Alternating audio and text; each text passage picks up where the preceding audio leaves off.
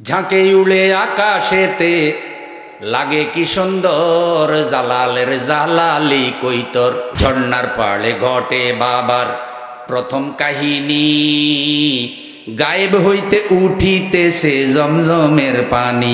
ঝাঁকে উড়ে আকাশেতে লাগে কি সুন্দর, জালালের জালালি কইতর। জীবন মরণ নাও বাসাইলাম খাজা তোর নামে, খাজা আমারে লইয়া যাও খাজা মদিনার পানে। এবার কিছু ফির সাহেবরা বলে, আহারে আমরা মাজারের মধ্যে ডোল বাজাই, তবলা বাজাই, একটু মহব্বতের আসর বসাই, তো ইসলামী হুকুমত কায়েম হলে তো আমাকে মাজার সব বাইঙ্গা শ্মশান বানাইয়া ফেলাইব। এরকম প্রচারণাও আছে না নাই? না ভাই, ভয় পাবেন না। ইসলামী হুকুমত কায়েম হলে প্রত্যেকটা ওলিয়া উলিয়ার কবর সম্মানের সাথে থাকবে। কিন্তু সুন্নি যত আলেম আছে সকল আলেমরাই বিশ্বাস করে কোন পীর আউলিয়ার মাজারে কোনো শিরিক বেদাত হওয়া জায়েজ।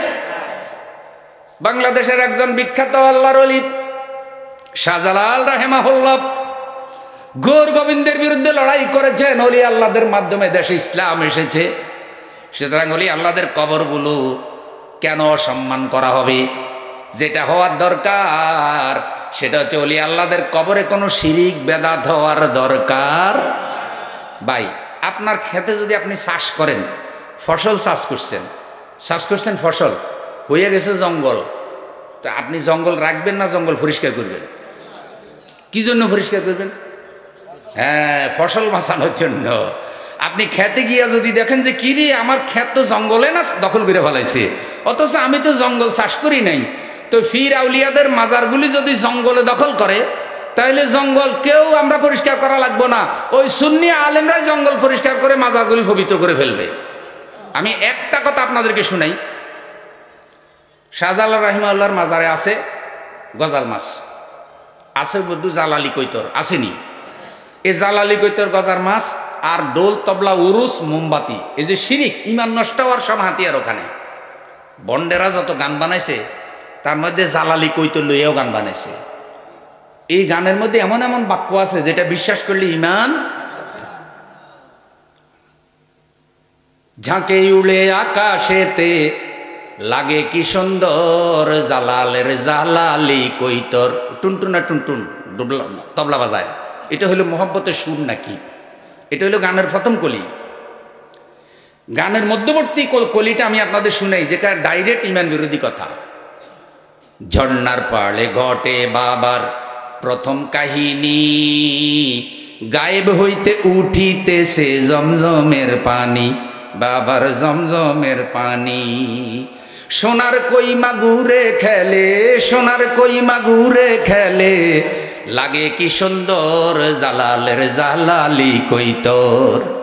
ঝাঁকে উড়ে আকাশেতে লাগে কি সুন্দর, জালালের জালালি কইতর। এটা না হয় বিশ্বাস করলাম যে জালালি কইতর ঝাঁকে ঝাঁকে উড়ে আর দেখতে সুন্দরও, এটা নয় বিশ্বাস করলাম। কিন্তু এখানে আরো অনেকগুলো অন্তর আছে যেগুলো বিশ্বাস করা যায় না, হারাম। কিভাবে?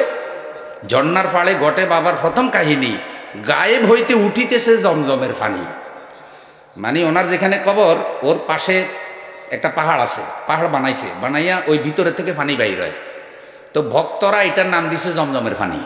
তো যারা মাজার জিয়ারতে যায় তারা ওই বোতল ভরিয়া ভরিয়া এভাবে পানির বোতল ভরিয়া কয়টা কুদরতি বাবার জমজমের পানি, গায়েবী পানি। এটা 20 টাকা 30 টাকা 50 টাকা করে বেচে, আর লোকেরা বিশ্বাস করে এই পানি কিনে। আচ্ছা, এবার আপনারা বলেন, পৃথিবীতে জমজমের পানির মুখ হইল একটা, জমজম কূপ কয়টা? এর মুখ হইল মসজিদে হারাম, যেখানে হাজী সাহেবরা তাওয়াফ করে মাতাফ, ওখানে মুখ। এখন হাজী সাহেবের সংখ্যা বেড়ে যাওয়ার কারণে মাতাফ বড় করা হয়েছে, জায়গা হয় না। ওই জমজমের কূপটা চলে গেছে পাকার নিচে, টাইলসের নিচে। ওখান থেকে পাইপ ঢুকাইয়া ডাইরেক্ট এখন যেখানে রসুল সাল্লাল্লাহু আলাইহি সাল্লামের বাড়ি ওখানে মোটর লাগাই দিয়েছে, ওখান দিয়ে ডাইরেক্ট লাইন চালু করেছে। যারা বড় বড় বোতল ভর্তি করে জমজমের পানি দিয়া, যারা বড় বড় ড্রাম ভর্তি করে ওখানে যায়, ওখানে নলকা ছেড়ে দেয়, ছেড়ে দিলে ওখান থেকে ভর্তি করে নিয়ে আসে। মনে রাখবেন, জমজম কিন্তু মদিনায়ও জমজমের মুখ নাই। যেখানে রসুলের রওজা মদিনা সেখানেও জমজমের মুখ নাই। তো মদিনায় জমজমের পানি কোত্থেকে যায়? মক্কা থেকে গাড়িতে করে নেয়, ড্রামে করে নেয়, সেখানে মদিনায় খাওয়া হয়। ও আমার বন্ধু, আল্লাহ রসুল সাল্লাল্লাহু আলাইহি সাল্লাম বলেছেন, মাউ জমজম লিমা শরিবালাহু, জমজমের পানি মানুষের শরীরের জন্য শেফা শেফা। নিয়ত পরিচ্ছন্ন করে পান করবেন, আল্লাহ আপনার কঠিন রোগ থেকে শেফা দিয়ে দিতে পারে। তাহলে মদিনা পর্যন্ত জমজম ফাডি বাইর হইল না, মক্কার আর কোথাও বাইর হইল না, আমাদের শাহজালালের মাজারে বুঝি ফাডি জমজম বার হয়েছে।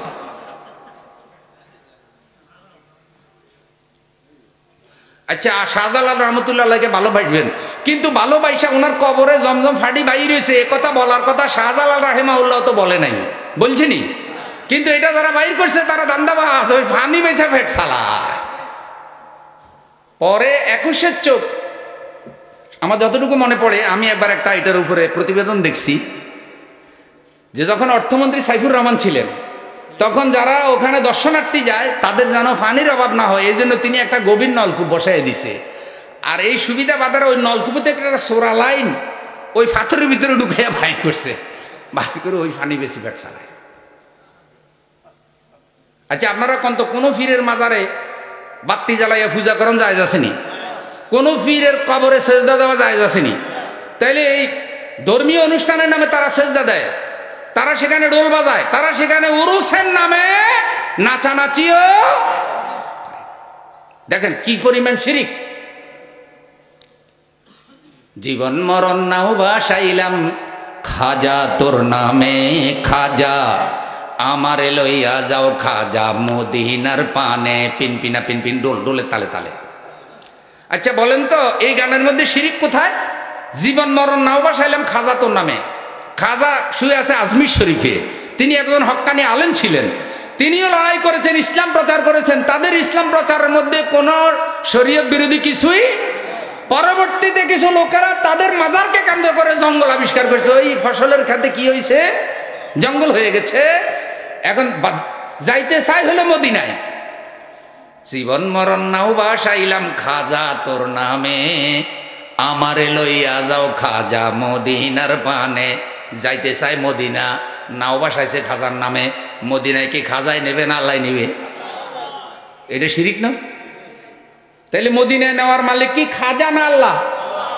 তাইলে বিশ্বাসটা আল্লাহ থেকে উঠাইয়া কোথায় নিয়ে গেছে? খাজার কাছে নিয়ে গেছে। নাউজুবিল্লাহ বলেন। মাওলানা মাওলানা মাওলানা, দিন দুনিয়ার মালিক বাবা, এ গান শুনেন নাই? মাওলানা মাওলানা মাওলানা, দিন দুনিয়ার মালিক বুঝি, ফিরসাব বুঝি, মাওলানা বুঝি, দিন দুনিয়ার মালিক। দিন দুনিয়ার মালিক কে? বাদশাহ তুমি দিন ও দুনিয়ার। আল্লাহু আকবার, তিনি কে? তাহলে দেখেন আল্লাহ থেকে কিভাবে বিশ্বাসটা উঠাইয়া গায়রুল্লাহর উপরে নিয়ে গেছে। আপনি যদি কোনো জিনিস মানত করেন সেটা কার নামে করবেন? কোনো গায়রুল্লাহর নামে মানত করা জায়েজ? যেমন আপনি অসুস্থ হয়ে গেলেন, নিয়ত করলেন আল্লাহ আমারে ভালো করে দাও, তোমার রাস্তা আমি একটা গরু সদকা করব, এটা মানত হয়ে গেলে এখন এটা আল্লাহর রাস্তায় জবাই করবেন, জবাই করে গরিব মিসকিন অসহায়কে এটা খাওয়াইয়া দেবেন। কিন্তু আপনি যদি বলেন আল্লাহ আমারে ভালো করে দাও, আমি শাহজালালের মাজার একটা গরু মানত করলাম, এটা তো গায়রুল্লাহর নামে মানত হয়ে গেল। কারণ শাহজালালের মাজার তো গায়রুল্লাহ, শাহজালাল তো গায়রুল্লাহ, মানত হবে আল্লাহর নামে, গায়রুল্লাহর নামে মানত হওয়া জায়েজ? তাইলে মাজারের ভাইদেরকে বলি, আপনারাও ইসলাম কায়েমের পক্ষে ভূমিকা রাখুন, বিশ্বাস করুন, বিশ্বাস করুন। তাকাইয়া দেখুন যারা আল্লাহর আইন কায়েমের কাজ করে, মজলুম এই সংগঠনের কোনো নেতা, কোনো দায়িত্বশীল কোনোদিন কোনো মাজারের বিরুদ্ধে ডাইরেক্ট কোনো কথা বলেন নাই। তারা কোরআন হাদিস দিয়ে হক কথা বলেছে। এটা মাজারের ওলি আল্লাহদের বিরুদ্ধে কথা না, বরং মাজারের ওলি আল্লাহদের মাজারে কবরে যারা শিরিক বেদাত চালু করছে এটা তাদের বিরুদ্ধে কথা, কারণ তারা ওলি আল্লাহদেরও বদনাম করে, কি করে না?